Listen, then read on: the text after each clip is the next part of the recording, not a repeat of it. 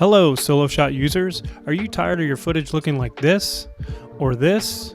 Or I don't even know what this is. Well, you've come to the right place. I'm attempting to show how to properly calibrate your Soloshot camera.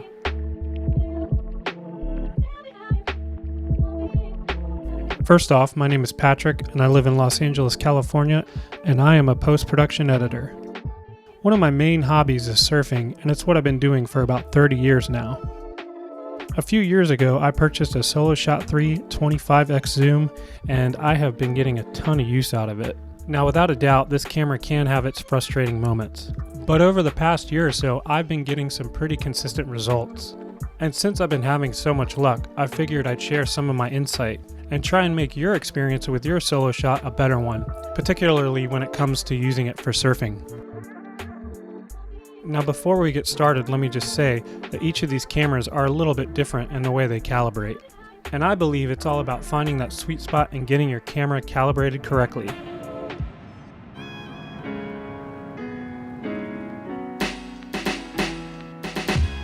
First things first, make sure both your batteries are charged, both the base and the tag. I've done this a few times and it's not fun getting your camera all set up and realizing your tag is about to die. Second, turn your tag on before you even get on the beach. My advice would be to do this as soon as you park. Why? Because your tag is a GPS device, which means it needs to warm up to communicate to a literal satellite for it to work. The most frustrating thing about a Soloshot is the setup time, especially if the waves are pumping. So turning your tag on early will cut your setup time in half. Third, find a spot that is elevated and away from anything that would obstruct the view of the camera.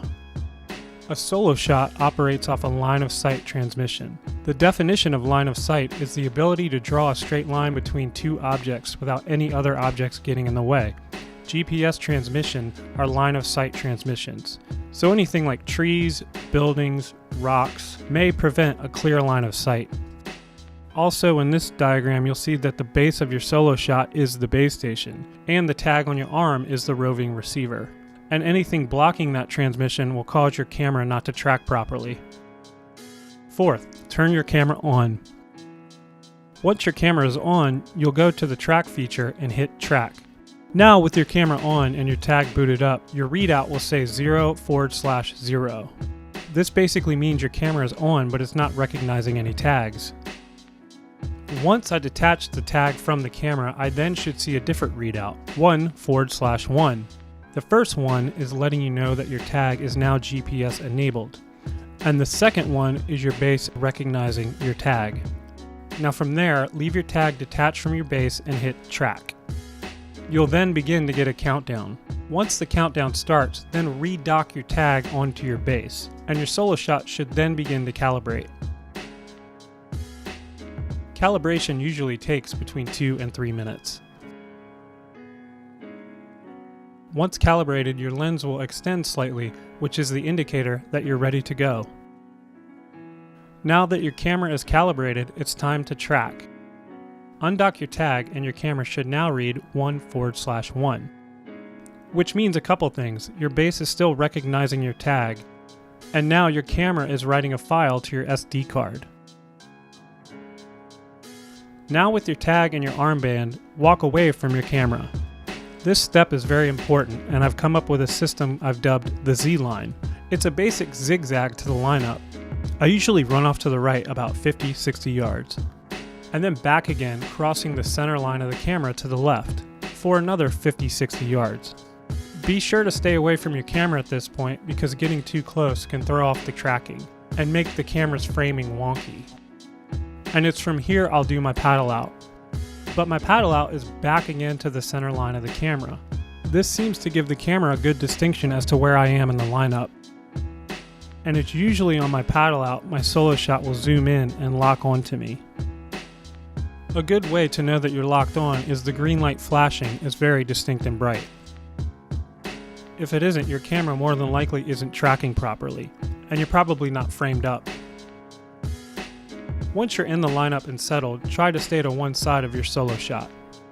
Even though the camera may be zoomed in, there has been many times when I've crossed the center line of my camera and my Soloshot wants to reframe and then zooms back out. From there, you'll basically surf and keep your fingers crossed that your camera has you locked in.